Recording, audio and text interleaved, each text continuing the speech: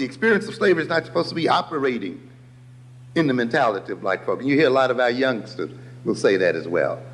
How do you talk about slavery? That was back there. Or you know, whites talk about it. Well, you know, that was back there. We don't have anything to do with that anymore. You see. And it's an amazing situation because you have to remind them that you're still living off the interest of the wealth that your forefathers earned from slavery. You are still enjoying the accumulated wealth that began with the enslavement of our people. And if you're going to enjoy the wealth that was generated by evil, then you must take the curse that comes along with it.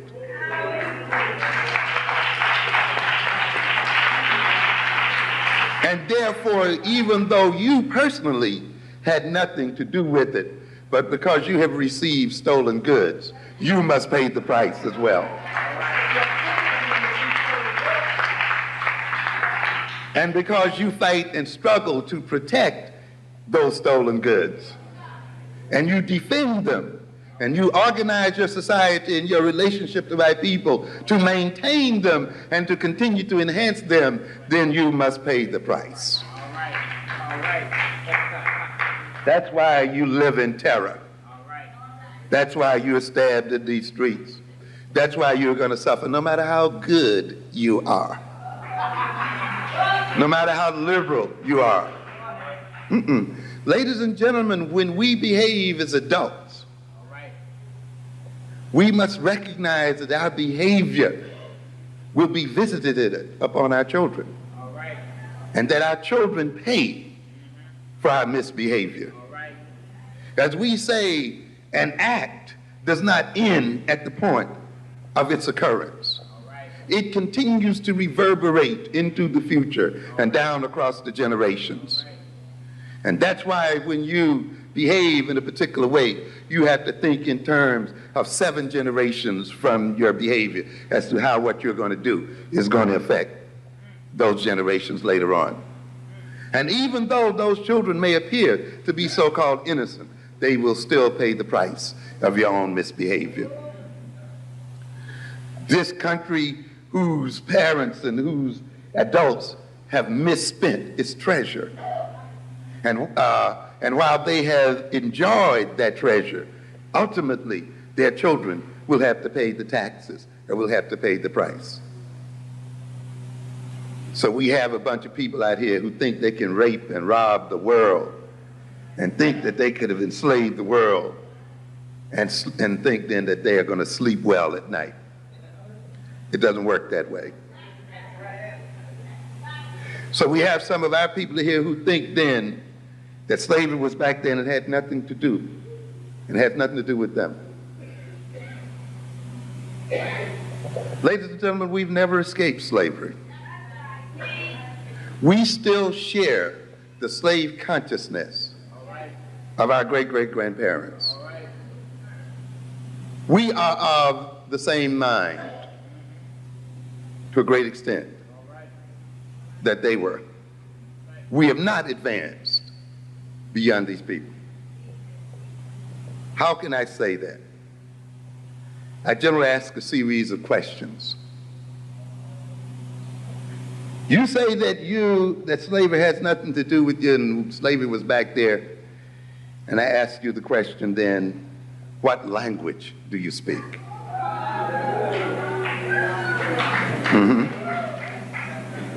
When did you learn that language?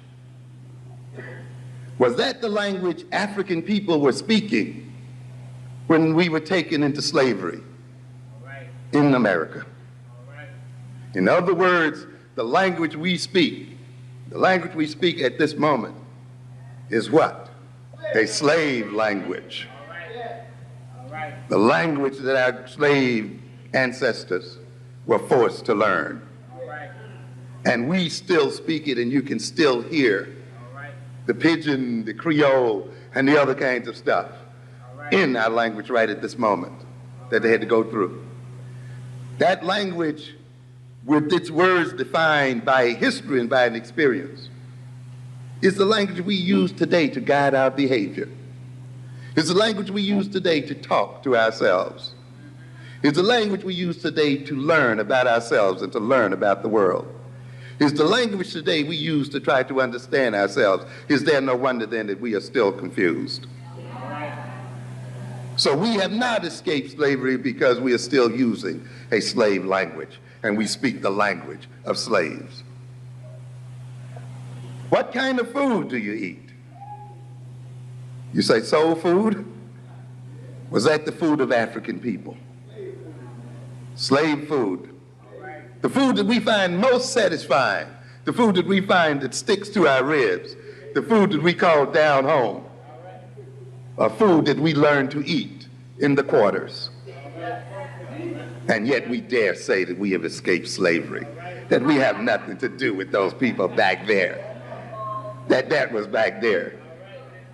When our whole very social life and social relationships, our very definition of ourselves as a people, our very attempt to commune with ourselves is mediated by the food of slaves. Understand what I'm trying to get at? And how can you say that you exist in a different consciousness from another people? What kind of uniforms are we wearing? Huh? What kind of clothes are we wearing? Were these the clothes of African people? Huh? This is what we got to look at. Yes. What is this to say then that we've escaped slavery?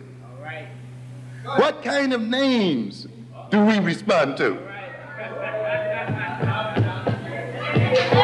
Yes. Yes.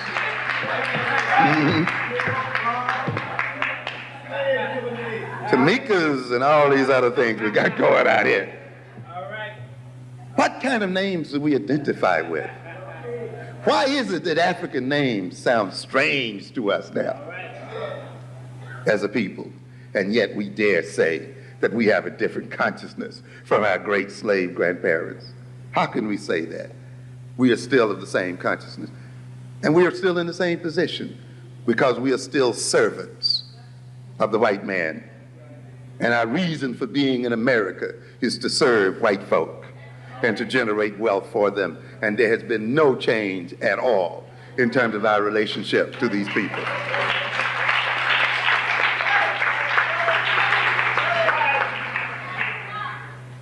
The values that we pursue are slave values and the values of servants.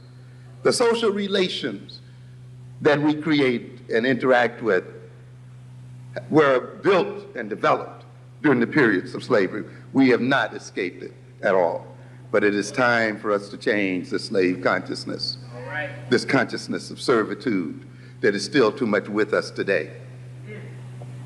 And ultimately, we ask the question that's closest to home for a lot of people. When we claim that we've escaped slavery, and the slavery was something back there which has nothing to do with us today. And then I ask you the question, what kind of God do you worship?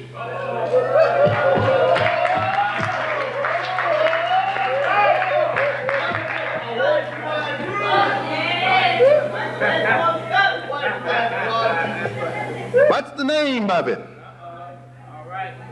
Who taught you to praise him?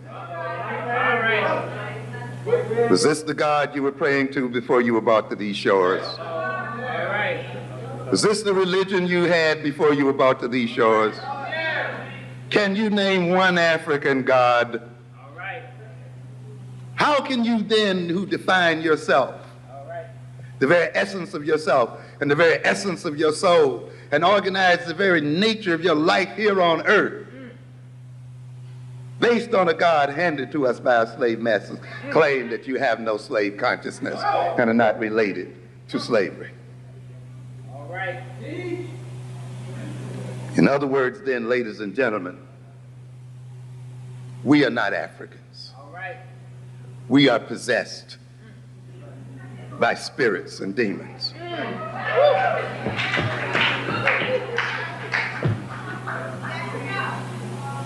We have let another people's spirit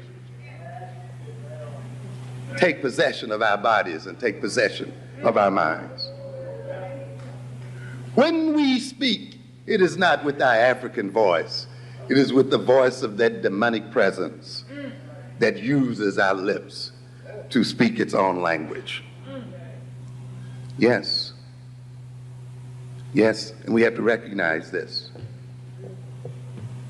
We are possessed. And if we are to transform ourselves and to transform the nature of our relationship with those who are our masters, we must engage in an exorcism and clear the devils out of our minds.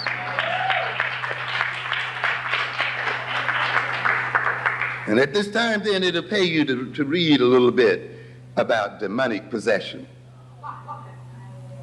And we have to be demonically possessed. Because if we talk about black-on-black violence, self-defeating behavior, self-destructive behavior, then we could not be possessed by a beautiful and wonderful God. We must be possessed by a demon. It's interesting to look at the literature on possession. We have a couple of types of possession. One is called a somnambulistic possession. Somnambulistic. Soma, in this instance, having to do with sleep. You hear it in the word sominex. Ambulistic, to move around.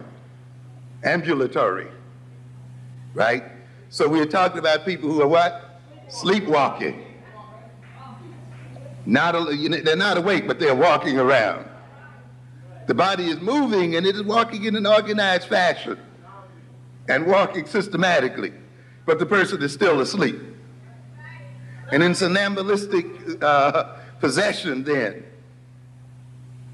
the individual's original self has been repressed and displaced, and the spirit, and he identifies with the spirit that possesses him.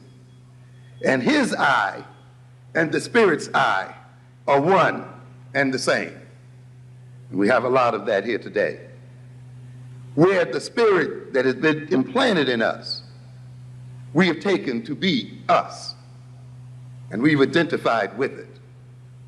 That is why in defending ourselves, we end up defending the people who rule over us. In defending our ego, we end up maintaining the social structure that has destroyed our ego to begin with. And you see it in our youngsters, who will fight and kill in the name of respect, and fight because their egotistic orientation has been insulted. And therefore, in defending their ego, they do not kill the people who destroyed their ego. They kill each other and maintain the ones who destroyed them in the first place in power. And that's why the subtitle of my book, Black on Black Violence, was Black Self-Annihilation in Service of White Domination. We are killing each other in order to maintain this system. We have let ourselves become possessed by a spirit such that when we become aggressive, we aggress against the self instead of those who are the source of our aggressive orientation.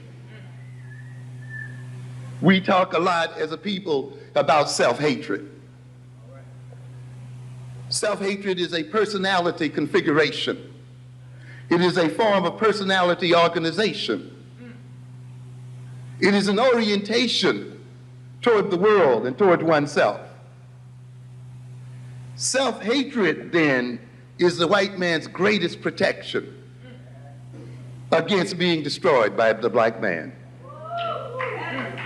To a good extent, self-hatred is the white man's defense mechanism, is the white man's form of self-defense. How can we say that? To a great extent, one function of the personality is to direct energy, to direct aggression, to channel aggression and energy and wishes and impulses in particular directions, to organize feelings, to organize energy, to achieve certain ends. Those things that we hate, often then when we are angry or hostile, we aggress against them, don't we? We attack them often. We destroy them. Then we have a problem, don't we?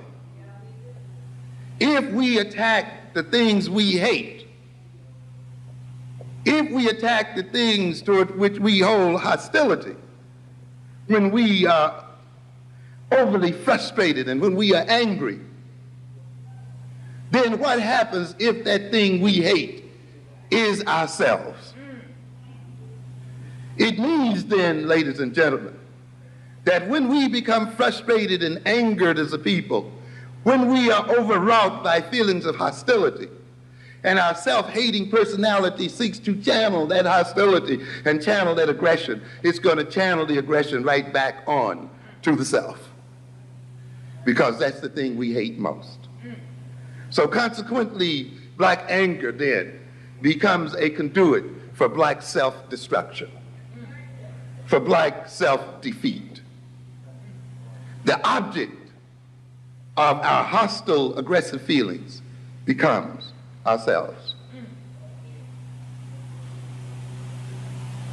And you can see then how the white man is protected by that personality structure, right? While he stokes our anger, while he stokes our hostility, while he stokes our frustration, and while we get mad and we want to strike out, when we decide to strike out and aggress, we strike out and aggress against the self. And by doing so, he is left untouched and unscathed. And therefore, our self-hatred becomes his principal means of defending himself and of maintaining himself.